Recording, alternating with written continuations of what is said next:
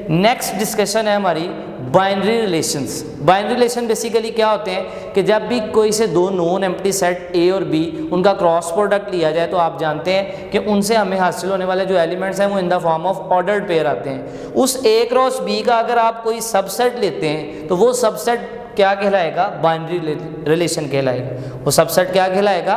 Binary relation कहलाएगा। अब इसी बाइनरी रिलेशन के अंदर दो कैटेगरीज हैं, डोमेन एंड रेंज। डोमेन क्या चीज़ है? बाइनरी रिलेशन में जो ऑर्डर्ड पेयर्स मौजूद हैं, बाइनरी रिलेशन में जो ऑर्डर्ड पेयर मौजूद हैं, हर ऑर्डर्ड पेयर में जो पहला एलिमेंट है उन एलिमेंट्स को कंबाइन करके जो सेट बनाया जाता है that set is called domain. इसी तरह हर बाइनरी रिलेशन में ऑर्डर्ड पेयर के जो सेकंड एलिमेंट हैं उनको कंबाइन करके जो सेट बनाया जाएगा that is range of binary relation. Clear है? नेक्स्ट है फंक्शन। फंक्शन किसे कहते हैं? एक बाइनरी रिलेशन ही फंक्शन होगा, एक बाइनरी रिलेशन ही फंक्शन होगा। कब? जब उसके अंदर ये दो से तीन प्रॉपर्टीज होनी चाहिए। एक तो वो चीज़ बाइनरी रिलेशन हो ए से बी या बी से ए पर, ए से बी पर ए फर्स्ट सेट है तो फिर बी सेकंड सेट है।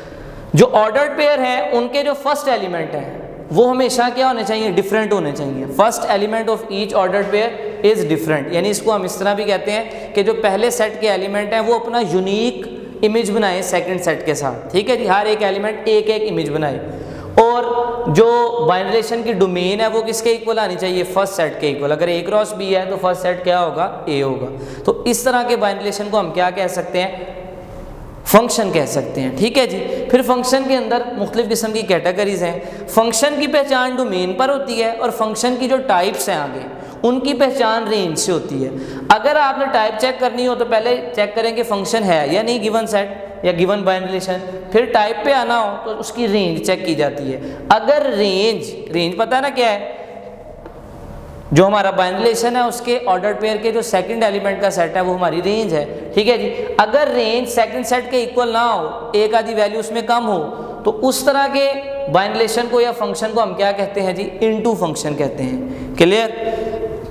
नेक्स्ट है onto function. Onto into का उलट है। अगर इस केस में रेंज जो है वो सेकंड सेट के इक्वल आ जाए तो उसे ऑन टू फंक्शन या सरजेक्टिव फंक्शन कहा जाता है। ठीक है जी। फिर है one two one function. One two one function ऐसा फंक्शन जिसमें हर ऑर्डर्ड पेयर का जो सेकंड एलिमेंट है वो भी क्या हो? एक डिस्टिंक्ट इमेज बना रहा हो, यूनिक इमेज बना रहा हो। कि फंक्शन के लिए तो होता है ना कि फर्स्ट एलिमेंट डिफरेंट इमेज बनाए, वन टू वन फंक्शन के लिए होता है सेकंड जो एलिमेंट है वो डिफरेंट इमेज बनाए, यानी रिपीटेशन ना हो। फिर है कुछ ऐसे फंक्शन जो एक के साथ साथ दूसरे फंक्शन की कैरेक्टरिस्टिक भी अपने साथ सेव रखते हैं, जैसे बाइजेक्टिव फंक्शन है। बाइजेक्टिव फंक्शन ऐसा होता है जो ऑन टू भी हो और वन टू वन भी हो, उसे हम क्या कहते हैं? Bijective function. और इंजेक्टिव फंक्शन क्या है? जो वन टू वन होने के साथ साथ इन टू भी हो, यानी रेंज सेकंड सेट के इक्वल ना हो और सेकंड एलिमेंट जो है वो हर ऑर्डर पेयर का डिफरेंट हो। अच्छा जी। नेक्स्ट है एक दो इंपॉर्टेंट नोट के तौर पर आपने बातें याद रखनी। Linear function. Linear function basically क्या है? लाइन को रिप्रेजेंट करता है। बहुत सी जगहों पर आपने इसकी फॉर्म देखी होगी। इसको जनरली एक्सप्रेस कैसे किया जाता है? In the form of function कि एक ऑर्डर्ड पेयर, अंडरस्टूड बात है, y equals to mx plus c, ये लाइन की या स्ट्रेट लाइन की एक जनरल या स्टैंडर्ड फॉर्म है। यानी लीनियर फंक्शन जो है वो ग्राफिकल फॉर्म में किस चीज़ को शो करता है? एक स्ट्रेट लाइन को। इसी तरह क्वाड्रेटिक फंक्शन। क्वाड्रेटिक फंक्शन क्या है? y equals to ax square plus bx plus c।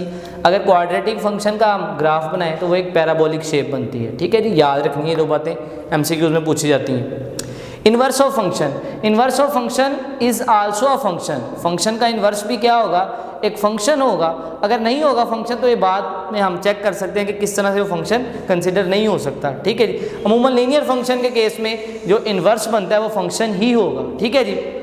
अब याद रखने वाली बात जो है वो ये होता है कि इन्वर्स ऑफ फंक्शन में जो डोमेन है वो रेंज बन जाती है और जो रेंज है वो डोमेन बन जाती है। जैसे कि इधर दिखाया गया y equals to mx plus c।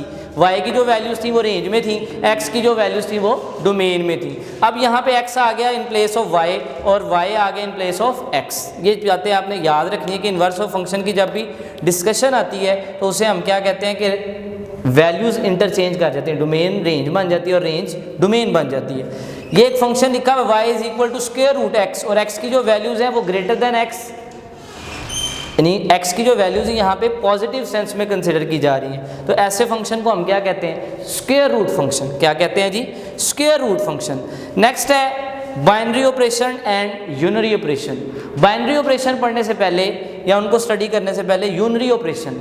Unary operation basically वो ऑपरेशंस हैं, वो प्रोसेसेस हैं मैथमेटिक्स के अंदर जिनमें एक नंबर पर आप ऑपरेट करते हैं और आउटपुट गेन कर लेते हैं। जैसे नेगेशन, नेगेशन जो है वो एक स्टेटमेंट के अगेंस्ट होती है, नेगेशन p, नेगेशन q वगैरह वगैरह, ठीक है। इसी तरह स्क्वायर रूट जो है वो भी किसी सिंगल नंबर के अगेंस्ट होता है, स्क्वायर जो है वो भी किसी सिंगल नंबर के अगेंस्ट लिया जाता है, ठीक है जी।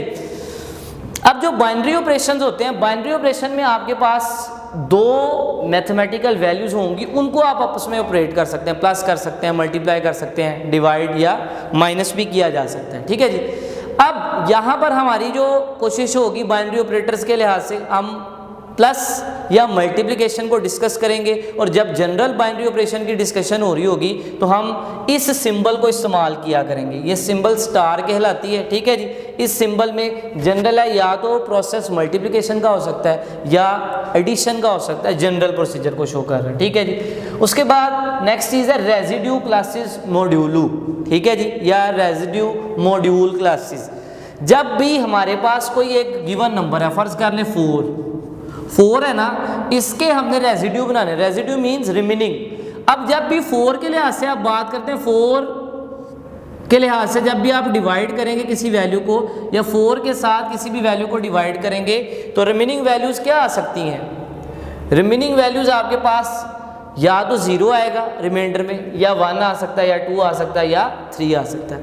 यानी 4 को जब भी आप डिवाइड करेंगे तो या तो आपके पास 0 आएगा, या 1 आएगा, या 2 आएगा, या 3 आ सकता है, ठीक है जी, रिमाइंडर के तौर पर। तो ये रेजिड्यू मॉड्यूल क्लास है, ठीक है जी। इसके अगेंस्ट हम टेबल भी बना सकते हैं, प्लस का भी बना सकते हैं और मल्टीप्लिकेशन का भी बनाया जा सकता है। मेन डिस्कशन जो है इस चैप्टर का जो लास्ट टॉपिक है वो है ग्रुप्स। ग्रुप्स क्या होते हैं, ग्रुप्स बेसिकली सेट को कहा जाता है, कोई भी एक ऐसा नॉन एम्प्टी सेट जिस पे हम बाइनरी ऑपरेटर को परफॉर्म करवाएं और वो मुख्तलिफ किस्म की जो हमारी बेसिक प्रॉपर्टीज़ हैं उनको क्या कर सकता हो, सेटिस्फाई कर सकता हो। उन प्रॉपर्टीज़ को हम चैप्टर 1 में भी स्टडी कर चुके हुए हैं। वो प्रॉपर्टीज़ बेसिकली क्या है, कम्यूटेटिव प्रॉपर्टी है, एसोसिएटिव प्रॉपर्टी है, क्लोजर प्रॉपर्टी है, इन्वर्स की एग्जिस्टेंस है, एग्जिस्टेंस ऑफ आइडेंटिटी एलिमेंट है, ठीक है जी। दोबारा रिपीट कर देता हूँ, existence of identity element, inverse of element, commutative property है, एसोसिएटिव प्रॉपर्टी और क्लोजर प्रॉपर्टी है।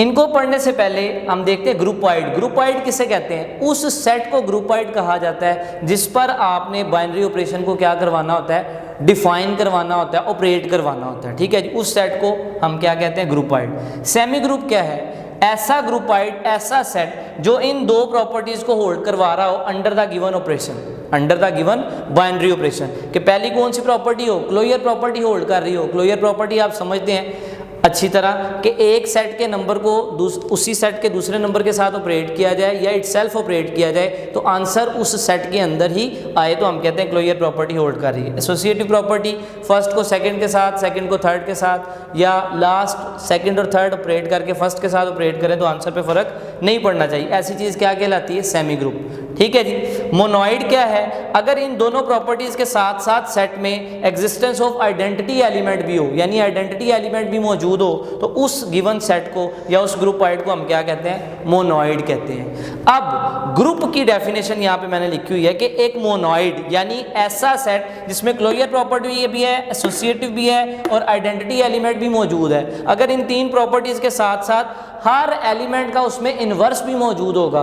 तो ऐसे सेट को हम क्या कहेंगे, ग्रुप कहेंगे। ऐसे सेट को हम क्या कहेंगे जी, ग्रुप कहेंगे। ठीक होगी बात। यहाँ पर एक एग्जांपल है, इस एग्जांपल को आप अच्छे तरीके से अगर अंडरस्टैंड कर लें, हमारे पास 4 रूट्स ऑफ यूनिटी मौजूद हैं, 1 - 1 आयोटा माइनस आयोटा। मल्टीप्लिकेशन के अगेंस्ट इनका टेबल बनाया गया है, ठीक है जी, टेबल आपके सामने है। अब अगर इस पर चेक करें तो सारी की सारी प्रॉपर्टीज होल्ड करता है। क्लोजर प्रॉपर्टी, जिस भी एलिमेंट को आपने ऑपरेट किया कोई भी ऐसा आंसर नहीं आया जो इस सेट से बाहर चला जाए, it means closure property hold करता है। फिर एसोसिएटिव, हर तीन एलिमेंट्स को आपस में मल्टीप्लाई करके देखें, लेफ्ट साइड और राइट साइड का आंसर सेम आएगा। फॉर एग्जांपल मैं कहता हूँ वन माइनस वन और एयोटा को मल्टीप्लाई करें, वन माइनस वन आ गया, minus one into iota minus iota आ गया, फिर एयोटा इंटू माइनस एयोटा को वन से किया माइनस एयोटा आ गया। एसोसिएटिव भी प्रॉपर्टी होल्ड कर रहा है। फिर है आइडेंटिटी एलिमेंट। मल्टीप्लिकेशन के लिहाज से आइडेंटिटी एलिमेंट बेसिकली वन होता है, ठीक है जी, लेकिन जनरली यहाँ पे अगर आइडेंटिटी एलिमेंट की बात करें तो वो एलिमेंट जिसको ऑपरेट करने से दूसरे नंबर के आंसर पर फर्क ना पड़े, तो वो भी यहाँ पे वन ही है। वन को वन से किया वन आ गया, वन को माइनस वन से किया माइनस वन आ गया, वन को एयोटा से किया एयोटा आ गया, वन को माइनस एयोटा से किया माइनस एयोटा आ गया। ठीक होगी बात, यानी वन को जिस भी वैल्यू से करते हैं आंसर पे कोई फर्क नहीं पड़ रहा, तो इसका मतलब इस सेट के अंदर ये चारों प्रॉपर्टीज होल्ड कर रही हैं। ठीक है जी, कौन कौन सी? क्लोजर प्रॉपर्टी, एसोसिएटिव और आइडेंटिटी एलिमेंट भी मौजूद है। रह गई फोर्थ प्रॉपर्टी, वो भी देख लें होल्ड करती है, यानी हर एलिमेंट का इन्वर्स मौजूद है। मल्टीप्लिकेशन के लिहाज से इन्वर्स कैसे होता है कि दो एलिमेंट्स को ऑपरेट करें और आंसर आइडेंटिटी एलिमेंट आ जाए। वन का मल्टीप्लिकेटिव इन्वर्स वन ही है क्योंकि ऑपरेट करने से वन आ रहा है। माइनस वन का मल्टीप्लिकेटिव इन्वर्स माइनस वन है क्योंकि इन दोनों को ऑपरेट करने से वन आ रहा है। अयोटा का मल्टीप्लिकेटिव इन्वर्स माइनस अयोटा है, ठीक है, क्योंकि इन दोनों को ऑपरेट करके वन आ रहा है। माइनस अयोटा का मल्टीप्लिकेटिव इन्वर्स अयोटा है क्योंकि इनको ऑपरेट करके वन आ रहा है। तो ये गिवन सेट या ग्रुप ये जो हमारे पास ग्रुप वाइड था, ये साबित हो चुका कि ये एक ग्रुप है। ठीक है जी, लास्ट एक डिस्कशन रहेगी एबिलियन ग्रुप। ऐसा ग्रुप जो कि कम्यूटेटिव प्रॉपर्टी होल्ड करता है, यानी फर्स्ट को सेकंड के साथ ऑपरेट करें और सेकंड को फर्स्ट के साथ ऑपरेट करें और आंसर पे कोई फर्क ना पड़े, ऐसे ग्रुप को हम क्या कहते हैं जी? एबिलियन ग्रुप कहा जाता है। अच्छा जी, हमारे पास जो पहला MCQ आज डिस्कशन में चैप्टर नंबर 1 का वो है if B is an integral multiple of A and A does not equals to 0 then equation AX equals to B has solution. अब इसमें क्या चीज़ है हमारे पास कि इक्वेशन में अगर x की वैल्यू निकालें तो वो क्या निकलती है हमारे पास? B/A की फॉर्म में। A उसने कह दिया कि A 0 नहीं हो सकता, और जब आप B को A से डिवाइड करेंगे, B वाली जो वैल्यू है वो A का क्या है? मल्टीपल है। ठीक है, यानी जब भी B को A से डिवाइड करेंगे तो आंसर इंटेग्रल फॉर्म में आएगा, पॉजिटिव भी हो सकता है और नेगेटिव भी हो सकता है। इस वजह से हम किस ऑप्शन को सिलेक्ट करेंगे यहाँ पे? Z ऑप्शन, ये जो Z वाली ऑप्शन है। ठीक है जी, नेक्स्ट हम क्वेश्चन की तरफ मूव करते हैं। नेक्स्ट है π/3 इज अ डैश, यानी n या a की उसमें ऑप्शन दी हुई है, रैशनल है या इरेशनल है, नेगेटिव है, पॉजिटिव है। तो π/2 π/3 पाई बजाते खुद पाई जो है वो क्या है? एक इरेशनल नंबर है। इरेशनल नंबर को जब हम रैशनल नंबर से मल्टीप्लाई करें या इरेशनल नंबर से डिवाइड करें, ठीक है जी, बात ज़हन में रखनी है कि पाई बजाते खुद एक इरेशनल नंबर है।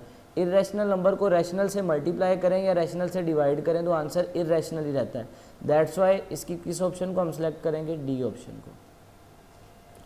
नेक्स्ट क्वेश्चन की तरफ मूव कर।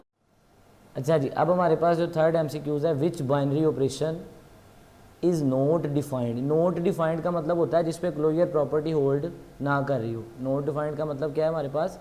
इसमें क्लोजर प्रॉपर्टी होल्ड ना कर रही हो।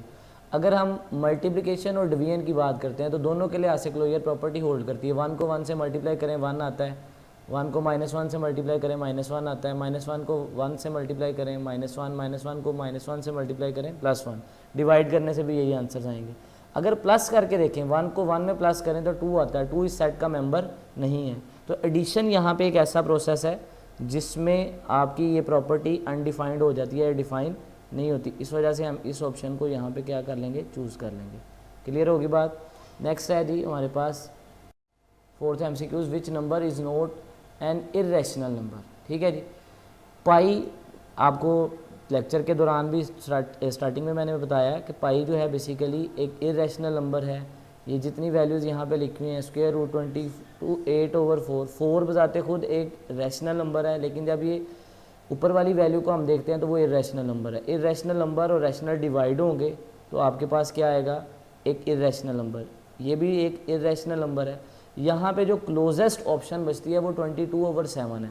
अब कई लोग सोचेंगे, ये क्रिटिकल और टेक्निकल MCQs है, कई लोग सोचेंगे पाई का मतलब तो 22/7 होता है। मैंने अपने लेक्चर में ही बताया था कि पाई एग्जैक्टली मैथमेटिक्स में 22/7 के इक्वल नहीं होता। अगर 22/7 को देखें तो ये बजाते खुद एक रैशनल नंबर की कैटेगरी में शामिल है। पाई की अप्रोक्सीमेट वैल्यू 22/7 के इक्वल होती है, 100% इक्वल नहीं होती। तो इन चारों में से जो क्लोजेस्ट ऑप्शन है वो ये है कि ये एक इरेशनल नंबर नहीं होगा, बाकी सारे नंबर वाज़ह तौर पर इरेशनल नंबर हैं। ठीक है जी। नेक्स्ट बेटा देखते हैं नेक्स्ट स्लाइड। ये हमारे पास पोलर फॉर्म और जो डी मोवरेस थ्योरम था उससे रिलेटेड है। डी मोवरेस थ्योरम में हमने पढ़ा था कि जी जो हमारा रियल पार्ट है उसमें कोस होना चाहिए, इमेजिनरी पार्ट में साइन होना चाहिए और दरमियान में क्या होना चाहिए, माइनस प्लस होना चाहिए। ठीक है जी। अब यहाँ पे माइनस नज़र आ रहा है तो इस माइनस को मैंने आपको MCQs करवाते वक्त लेक्चर में भी बताया था कि इस माइनस को हम एडजस्ट कर सकते हैं कि एंगल के साथ यहाँ पे भी माइनस एज्यूम कर लें और इस माइनस को उठा के इधर ले जाएं। अब जब हम इसको एक्सपैंड करेंगे तो पावर एंगल के साथ मल्टीप्लाई होती है, नहीं बन जाएगा कोस n minus theta plus iota sine n minus theta होगा। ठीक है जी।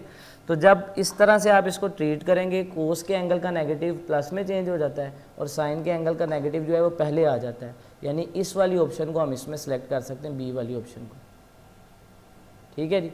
तो इससे रिलेटेड आपको एक्सरसाइज भी मिलेंगी, टेस्ट भी मिलेंगे। ये जस्ट सिंपल MCQs थे कि इससे किस तरीके से सॉल्व किया जाता है, क्योंकि टेस्ट में और जो एक्सरसाइजेज हैं या जो ECAT का पेपर होगा उसमें टेक्निकल चीज़ें ही आपसे पूछी जाती हैं, बेसिक आप लोगों को लेक्चर के दौरान गाइड कर दिया जाता है। ठीक है जी।